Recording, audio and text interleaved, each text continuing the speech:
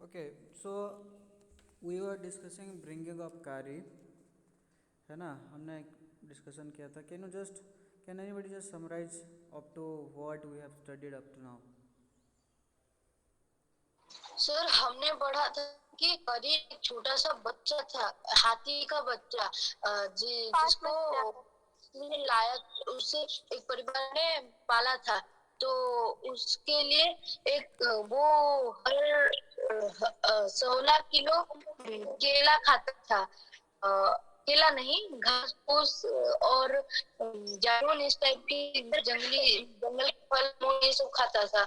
और उसके लिए एक मंडप घर टाइप को बनाया और वहाँ स्टम्प था, ताकि वो के जो माँ के बात उसके ऊपर ना गिरे और उसको कुछ नुकसान ना हो।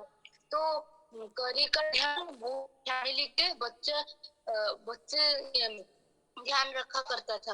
और करी का बहुत अच्छे से ध्यान रखा करता था। हर सुबह उसे नदी किनारे ले जाया करता था उसे नहाने के लिए। और उसपे सैंड उसपे उसको घस के बॉडी पे रब करता था ताकि वो क्लीन हो जाए करता था। और रोने लगता था।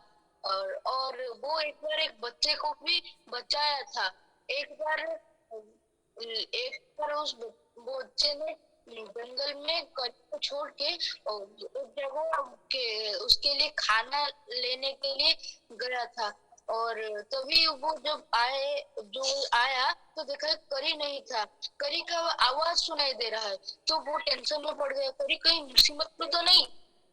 तो उसके बाद वो जंगल में चारों ओर देखे, करीब कहीं नहीं मिला। तो वो लास्ट में नदी के ओर गए।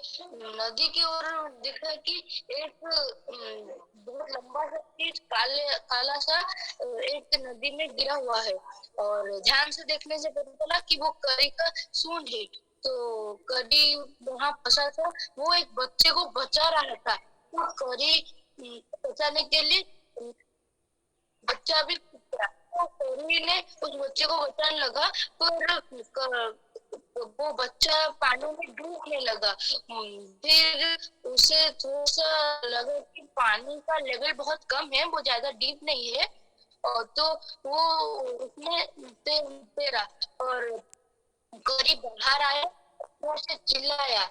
और तभी एक बहुत बड़ा शेर आया और जो कि उस बच्चे को ले गया और उसके साथ ले गया। तभी करी कुछ समझ नहीं पाया, मैं क्या करूं, किसे करूं। तभी उसने अपना सूंड बढ़ाया।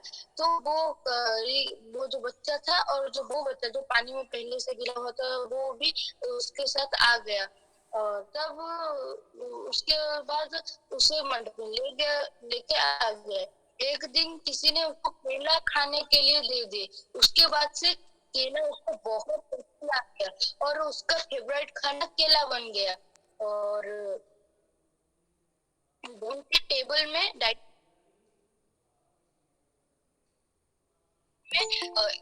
कुछ फ्रूट्स रखे जाते थे। कुछ दिन में एक दिन आया जब वो केला अचानक गायब हो गया।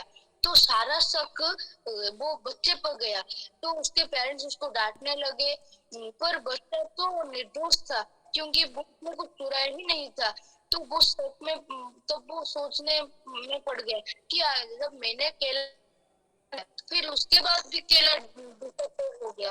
तो उसके बाद पेरेंट्स ऊपर बहुत गुस्सा हो गए। तो वो बच्चा सोचने लगा जरूर नहीं कोई हमारे घर के कोई नौकर ने ही किया होगा। फिर उसके बाद वो केला कौन चुराता है देखने के लिए डाइनिंग टेबल में ही बैठ। उन्होंने देखा कि विंडो से एक स्नेक टाइप का काला काला चीज आता है और केला ले गया, आया और ले गया। तो कभी मतलब वो बच्चा सोच में पड़ गया कि ये क्या चीज है, ये क्या सांप है, ये तो बनाना सबसे इतना। Okay, so very good. तो हमने देखा कि जब वो डाइनिंग रूम पे बैठ रहे थे कि ठीक उसी टाइम पे, ठीक है, बिना पेरेंट्स का परमिशन का, ठीक है, एक लॉन्ग ब्लैक थिंग आता है, ठीक है, और स्नैक जैसा दिखता रहता है, और सडनली वो आके विंडोज़ की तरफ से आता है और डिसअपियर्ड हो जाता है सारा बनाना लेके, ठीक है। एंड उसको मतलब जो ऑथर्स होते हैं उनको बहुत डर लगता है, ठीक है, क्योंकि वो कभी ऐसे स्नैक्स नहीं, मतलब स्नैक्स बनाना खाते हुए नहीं दिखे थे, है ना। तो वो सोचते हैं कि मतलब एक बहुत हाँ टेरिबल सर। खतरनाक स्नैप होगा जो कि आग के अंदर घुस के मतलब फ्रूट्स खा लेता है।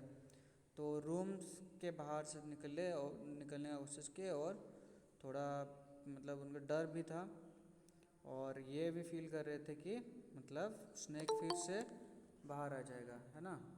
He was feeling that the snake would come once again. So and eat all the fruits and kill all of us, और आएगा सब फल खा डालेगा और हम सबको मार ही डालेगा। हमें भी मार दिया। हाँ, as I went हम out, सबको I मार saw दिया। Curry's back disappearing in the direction of pavilion. तो मैंने देखा कि करी का जो करी मतलब डिसअपियर हो रहा वहाँ पे, मतलब पेविलियन के अंदर जो मतलब मंडप था। जब सिर्फ करी का बैक साइड थोड़ा थोड़ा दिखा। हाँ, I was so frightened that I wanted his company to cheer me off. तो मैं इतना डर गया था, तो मैं चाहता था उसका कंपनी लेने के लिए, ताकि मैं खुश रह सकूं, ठीक है। Yes sir. I ran after him into the pavilion and I found him there eating bananas. तो मैंने वो पेविलियन पे गया और मैंने देखा कि वो बनाना खा रहा था। I stood still in astonishment. मैंने खड़ा होके मतलब सरप्राइज होके वहाँ पे खड़ा हुआ। The bananas were lying strewn all around him. बनाना चारों तरफ पड़े हुए थे। He stretched out his trunk and reached for one far away from where he was standing. तो मतलब दूर से वो मतलब एक बनाना खींचने के लिए वो ट्राई करता है, अपना जो ट्रंक होता है उसको स्ट्रेच करता है। That instant the trunk looked like a black snake. तो उस टाइम पे जो ट्रंक था वो एक ब्लैक स्नेक की तरह दिखा। एंड आई रियलाइज दैट करी वॉज द थीफ, और मैंने अनुभव किया कि जो करी है वो एक चोर है। चोर है। हाँ, I went to him, pulled him out by the ear and joyously showed my parents that it was Curry and not I that had eaten all the fruits these many weeks. तो मैंने उसके पास गया, उसका कान पकड़ के मतलब कान पकड़ा, ठीक है, और खुश होके मेरे अपने पेरेंट्स को दिखाया कि ये करी है, मैं नहीं, जो कि ये फ्रूट्स इतने वीक से खा रहा है। देन आई स्कोल्डेड हिम, फिर मैंने उसको गाली दिया। For elephants understand words as well as children and I said to him. तो मतलब फिर उसको मैंने गाली दिया क्योंकि वो बोलने लगे, वो बोल रहा था कि एलिफेंट भी ऐसे वर्ड समझता है जैसे कि ह्यूमन भी समझते हैं, ठीक है। Next time I see you stealing fruit you will be whipped. तो नेक्स्ट टाइम जब आप फ्रूट मतलब चुरा के लेके जा रहे हो, तो उस टाइम पे आपको पनिशमेंट दिया जाएगा। He knew that we are all angry with him even the servants. तो उसको पता चला कि हम सब गुस्सा किए हैं, इवन जो सर्वेंट्स वगैरह हैं वो भी गुस्सा कर रहे हैं उसके ऊपर। His pride was so injured, उसका जो घमंड था वो मतलब इतना टूट गया था that he never stole another thing from the dining room. टूट गया था। हाँ, तो वो कभी मतलब डाइनिंग रूम से और कुछ भी खरीदने का कोशिश नहीं करता है। And from then on if anybody gave him any fruit, और उसके बाद से अगर कोई भी उनको कोई फ्रूट देता है, he always quilled as if to thank them. तो वो ऐसे साउंड करता था जैसे कि मानो वो उनको थैंक यू बोलने का कोशिश कर रहे हैं। थैंक यू बोलना। हाँ, and if an elephant is willing to be punished for having done wrong, but if you punish him without any reason, he will remember it and pay you back in your own coin. तो वो बोल रहे हैं कि एक elephant को गलती के वो जो गलती किया है उसको पनिशमेंट देने से वो समझ जा रहा है कि, लेकिन अगर उसको बिना कारण आप पनिशमेंट दोगे तो वो गुस्सा करेगा और आपको उसी भाषा में जवाब देगा जिस भाषा में आपने दी, मतलब उसको टॉर्चर किया था। तो कैरी एक बहुत फास्ट लर्नर था और जो भी सिग्नल साउंड्स होते थे, ठीक है, उसको मास्टर कर पाता था। There is one lesson though that an elephant takes 5 years to learn, Kari is no exception. तो एक एलिफेंट को मान लो ऐसे लगता है कि 5 साल लग जाते थे उसको, और कैरी उससे अलग नहीं था। So an elephant must be taught when to sit down, कब उसको बैठना चाहिए, व्हेन टू वॉक, कब उसको चलना चाहिए, when to go fast, when to go slow, कब उसको फास्ट चलना चाहिए, कब उसको स्लो चलना चाहिए। You teach him this things as you teach a child. आप इसको वह सब चीज़ें सिखाएंगे जो आप एक बच्चे को सिखाते हैं। If you say that, pull him by the ear, अगर आप उसको बोलते हैं धत और ईयर को पकड़ लेते हैं, he will gradually learn to sit down, तो वो धीरे धीरे बैठना सीखेगा। सिमिलरली इफ़ यू से माली and pull his strong forward, अगर आप उसको माली बोलते हैं और उसका जो ट्रंक है उसका ट्रंक को अगर आगे मतलब खींचते हैं, he will gradually learn that it is a signal to walk, तो ये चलने का टाइम है। कैरी लर्न माली आफ्टर 3 lessons, तो 3 लेसन के बाद ही कैरी माली यानी कि चलना सीखा। But it took him 3 weeks to learn that, लेकिन उसको 3 weeks लग गए, मतलब धत करके कैसे बैठे हो। He was no good at sitting down, तो उसको बैठने में वो उतना अच्छा नहीं था। Do you know why an elephant should be taught to sit down, क्या आपको पता है कि एक एलिफेंट क्यों बैठने के लिए सिखाया जाए उसको। Because he grows taller and taller than you who take care of him, क्योंकि वो और बड़ा बड़ा होते जाता है, ठीक है। Then you take care of him, उसके बाद आप उसको ध्यान में रखते हैं। So that when he is 2 or 3 years old, सो जब वो 3 या मतलब 2 या 3 साल का होता है, you can reach his back with a ladder, तो आप क्या कर सकते हैं, एक लैडर से, एक सीढ़ी से उसके ऊपर चढ़ सकते हैं। Is therefore better to teach him to sit down by saying that, so that you can climb of his back for who would you would want to carry a ladder all the time. तो आपको धत सिखाना पड़ेगा उसको, ताकि वो आप उसके ऊपर बैठ सकें। आप उसके ऊपर देख सके, हाँ, और आप क्योंकि उसमें वो तो बड़ा होते जाएगा, तो हम उसके ऊपर कैसे बैठे। हाँ, तो वो उसको नीचे बैठेगा तो हम उसके ऊपर और हम उसके ऊपर। लेडर लेके हर टाइम नहीं जा सकते। The most difficult thing to teach an elephant is the master call. तो सबसे डिफ़िकल्ट चीज़ क्या है मास्टर कॉल देने के लिए। He generally takes 5 years to learn it properly, उसको कम से कम 5 साल लग जाते हैं। तो मास्टर क्या होता है, master call is basically a strange hissing howling sound as if snake and a tiger were fighting with each other. तो मानो हिसिंग मतलब किसका साउंड होता है, हिसिंग स्नेक का। हाँ, स्नेक सांप कैसे का। करता है, श करता है ना, वो हिसिंग साउंड है। और हाउलिंग मतलब कोई एनिमल अगर चिल्लाए जोर से, उसको हाउलिंग बोलते हैं। तो एक टाइगर जब चिल्ला रहा है, ठीक है, that is howling sound. And you have to make that kind of noise in his ear, और आपको उस काइंड ऑफ नॉइज, उस टाइप का नॉइज आपको उनके कान में करना पड़ेगा। And do you know what you expect an elephant to do when you give him the master call, और आपको पता है कि what you expect an elephant to do when you give him the master call. जब एक master call आप देते हैं, ठीक है, तो आप क्या चाहते हैं एलिफेंट करने के लिए। If you are lost in the jungle and there is no way out, अगर आप जंगल में खो गए हैं और कोई रास्ता नहीं है, and everything is black except the stars above, और हर कोई चीज़ अगर मतलब काला दिख रहा है और खाली स्टार्स ही ऊपर दिखाई दे रहे हैं, you dare not stay very long anywhere, तो आप वहाँ पे ज़्यादा टाइम मतलब नहीं रह सकते। The only thing to do then is to give the master call, तो मास्टर कॉल उस टाइम देना पड़ेगा आपको। And at once the elephant pulls down the tree in front of him with his trunk, तो एक साथ ही क्या करता है, मतलब जो एलिफेंट होता है वो जो ट्री को ही मतलब उखाड़ के फेंक देता है। This frighten all the animals away, तो इससे क्या होता है, जितने भी एनिमल्स होते हैं वो लोग सब डर जाते हैं।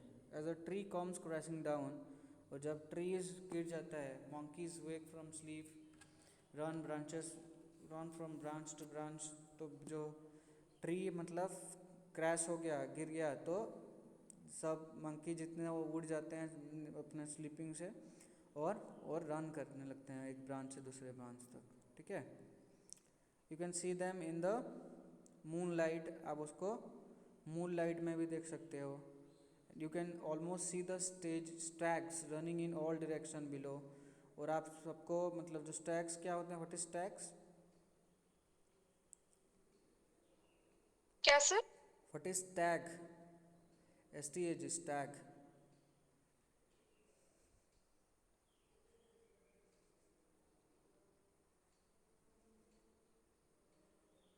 सर्च इन डिक्शनरी, ठीक है। इसको मुझे पता नहीं है, इसको स्टैग मतलब क्या होता है। स्टैग मतलब मुझे पता था, but I have forgotten my self also, ठीक है। मतलब सर एक डियर जैसा जो एनिमल होता है ना, हाँ, उसके वो बड़े बड़े खास होते करके हैं उसके। खास करके कुछ मतलब बहुत तेज मतलब रन कर पाने वाला कुछ एनिमल्स ही है, ऐसा ही डियर टाइप का ही है। I have forgotten that one, but you can search that one. So you can hear the growl of the tiger in the distance, तो जो टाइगर है वो जो मतलब जो चिल्लाता है, ठीक है, वो भी सुन सकते हो, जो नॉइजी साउंड आता है उसका। इवन ही इज़ फ्राइटेंड, वो भी डर जाता है। Then the elephant pulls down the next tree and the next and the next, तो जो एलिफेंट होता है और क्या करता है वो, इसके बाद एक के बाद एक पेड़ तोड़ने लगता है। Soon you will find that he has made a road right through the jungle straight to your house, तो आप देख सकते हो कि पूरा सीधा मतलब जंगल पे ही वो कर लिया है, ठीक है। So did you understand this much? Yes sir. Okay, इसका भी एक्सरसाइज कर लेना and we will discuss. Okay उससे सर। उससे कितना चैप्टर कंप्लीट हो गया है? How many chapters have been completed from your textbook? 7 I think. 7 complete हो गया है, 8।